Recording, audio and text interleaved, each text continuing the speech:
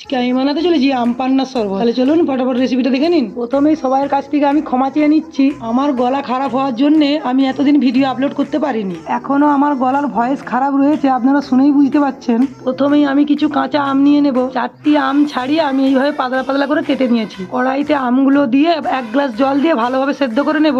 আমটা সেদ্ধ হয়ে গেছে, একটি নেটের সাহায্যে আমি আমের মাড়টাকে সব বের করে নেব। আমের মাড়টি আবারও কড়াইতে ঢেলে দেব। আমের মাড়ের উপরে 1 বাটি চিনি দিয়ে ভালোভাবে মিশিয়ে নেব। এরই উপরে 1 চামচ বিট নুন, 1 চামচ সাদা নুন, গোলমরিচ গুঁড়ো 1 চামচ আর ভাজা জিরের গুঁড়ো 1 চামচ দিয়ে ভালোভাবে মিশিয়ে নেব।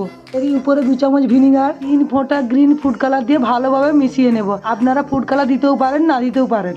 আম পান্নাটা তৈরি হয়ে গেছে, একটি পাত্রে ঢেলে নেব। ঠান্ডা হয়ে গেছে, একটি জারে পুরে নেব। এবারে আমি আপনাদেরকে আম পান্নার শরবতটা করে দেখাবো। কাচের একটি গ্লাস নিয়ে নিয়েছি। প্রথমে গ্লাসে 1 চামচ আম পান্না, 8 টুকরো বরফ জল দিয়ে ভালোভাবে মিশিয়ে নেব। এই গরমে আম পান্না শরবত খান আর সুস্থ থাকুন।